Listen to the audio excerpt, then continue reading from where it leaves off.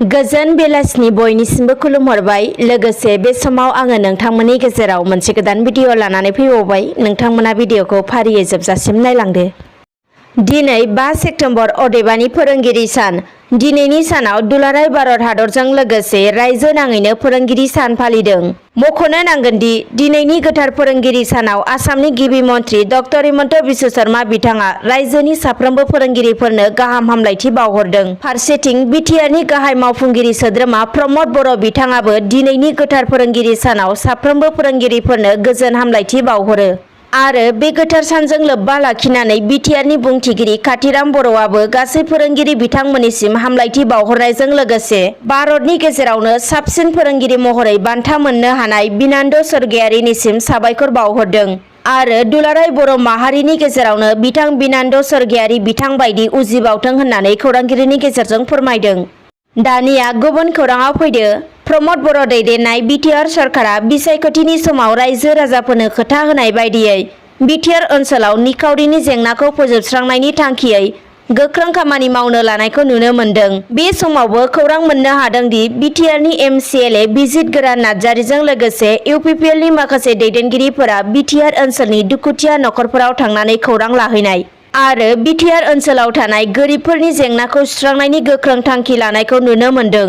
थिग बेबायदिनो दिनैबो बाक्सा जिल्ला दारांगाजुलि बियाबनि एमसिएलए बिजित गोरान नार्जारिजों लोगोसे इउपिपिएल दोलोनि दैदेनगिरि बिथांमोनाबो ओनसोलनि गोरिब नखरनि थागिबि बिजय बसुमतारी आरो कल्पना बसुमतारीनि नखराव थांनानै खौरां लाहैनायजों लोगोसे थांनाय समफोराव सरकारनिफ्राय मा सुबिदा मोनदों मोनाखै बेफोरनि सायाव खौरां लाहैना बिसोरनि जेंना जेंसिफोरखौ सुस्रांनायनि थाखाय बिटिआर सरकारनिफ्राय थिरांथा लायो। गुबुन फारसे दुलाराय बर' फरायसा आफादनि बारग' दैदेनगिरि आरो ओनसोलनि समाज सिबियारि जनिन दैमारिया खौरांगिरिनि गेजेरजों फोरमायनाय बायदिब्ला बिटिआर ओनसोलाव गोरिबफोरनि जेंनाखौ सुस्रांनो थाखायनो बे थांखिखौ बिटिआर सरकारा लानाय जादों होनना फोरमायदों।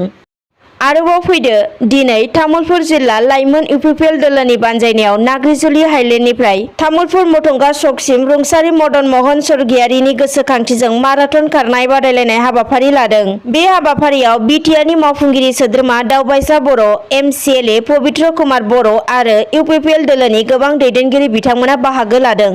मख'नो गोनांदि बे माराथन खारनाय बादायलायनाय हाबाफारियाव गोबां जौ सेंग्रा सिख्लाफोरानो बाहागो लादोंमोन। आरो बे बादायलायनायाव सेथि बान्थाखौ मोननो हादोंमोन अरबिन्द बर', नैथि बान्थाखौ सन्जय दत्त आरो थामथि बान्थाखौ मनिराम बसुमतारी मोना मोननो हादोंमोन। गुबुन फारसे हिन्जावसाफोरनिफ्राय सेथि बान्थाखौ मोननो हादोंमोन मिलानी कुजुर, नैथि बान्थाखौ रुपाली बर' आरो थामथि बान्थाखौ अजिता तिर्के बिथांमोनहा।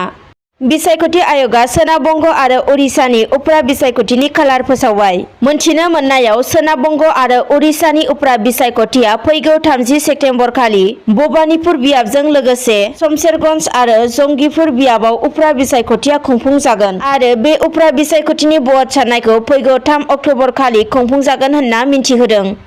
दिनै गसाइगाव महकुमानि सिङाव थानाय खासियाबारि गामिनि रायजो राजाफोरनो बिटिआर सरकारनिफ्राय बिटिआरनि गाहाय मावफुंगिरि सोद्रोमा प्रमद बर'आ गंसे देहा फाहामसालिनि अन्थाइ खाम्फा गायसंना होयो। मख'नो गोनांदि गोबाव समनिफ्रायनो मोजां देहा फाहामसालि गैयैनि जाउनाव बे ओनसोलनि थागिबिफोरा गोबां जेंनाजों मोगा-मोगि जानांनो गोनां जाबोदोंमोन। गुबुन फारसे बे हाबाफारियावनो बाहागो लानो हादोंमोन बिटिआरनि मावफुंगिरि सोद्रोमा अरुप कुमार दे, रेवरेवा नार्जिहारि, क'क्राझार जिल्ला सावस्रि बिफाननि दैदेनगिरि आरो इउपिपिएल दोलोनि गोबां दैदेनगिरिफोरजों लोगोसे बिजेपिनि गोबां दैदेनगिरि आरो खासियाबारि ओनसोलनि गोबां रायजो राजाफोरा बे हाबाफारियाव बाहागो लादों।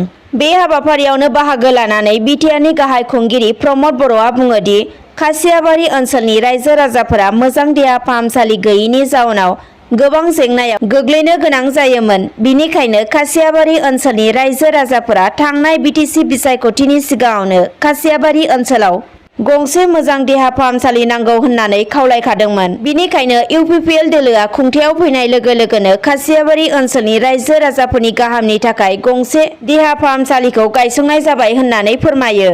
आरो बे देहा फाहामसालिनि गेजेरजोंनो ओनसोलनि रायजो राजाफोरा गासैबो सुबिदाखौ मोननो हासिगोन होननानैबो बिथाङा बुंथिबावो।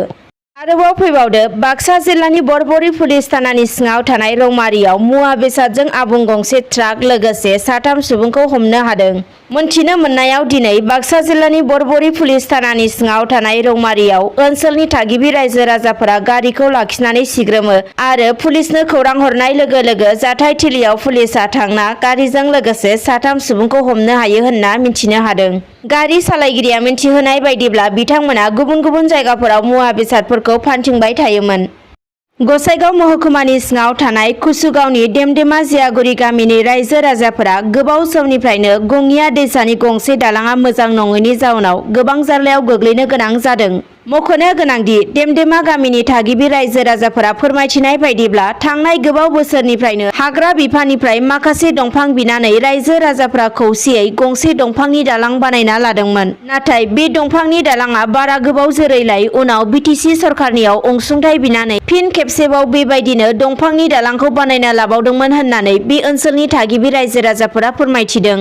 नाथाय दुखुनांथाव बे दालाङाबो बोसोरब्रैल' जोरनानै गङिया दैसानि दैनि दाहाराव बुखारजानानै बे दालाङा बायग्रबो होनना मिथिनो हादों। जायनि जाउनाव बे ओनसोलनि रायजो राजाफोरा हमथायैसो दालांखौ बारनानै हान्थिनो गोनां जायो होननानैबो मिथिहोयो। बेनिखायनो कुसुगाव देमदेमा जियागुरि ओनसोलनि रायजो राजाफोरा आथिखालनि बिटिआर खुंथायखौ थाबैनो बे गङिया दैसायाव थानाय दालांखौ मोजाङै बानायना होनो थाखाय खावलायहरदों।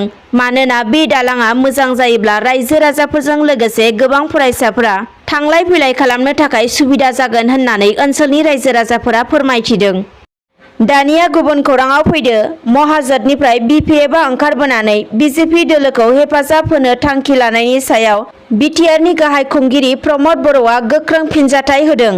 हाग्रामा महिलारिया 17 बोसोर खुंथाय गोहो लानाय समाव ट्राइबेल बेल्ट आरो ब्लकनि बायजोनि थागिबिफोरनि बाथ्रा सानाखै। खालि बिथांमोननि हाखौ गावनि मुङाव माबोरै खालामनो हायो बे बाथ्राखौल' बिथाङा सानगासिनो दङ होननानै गोख्रों फिनजाथाय होदों प्रमद बर' बिथाङा। गुबुन फारसेथिं प्रमद बर'आ फोरमायनाय बायदिब्ला बिपिएफ बिजेपि लोगो जायोब्ला इउपिपिएलआ मा खालामगोन गुसु मेलेमजों हानजानि सिङाव सावरायनायनि थांखि लागोन होननानैबो रोखा फोरमायदों।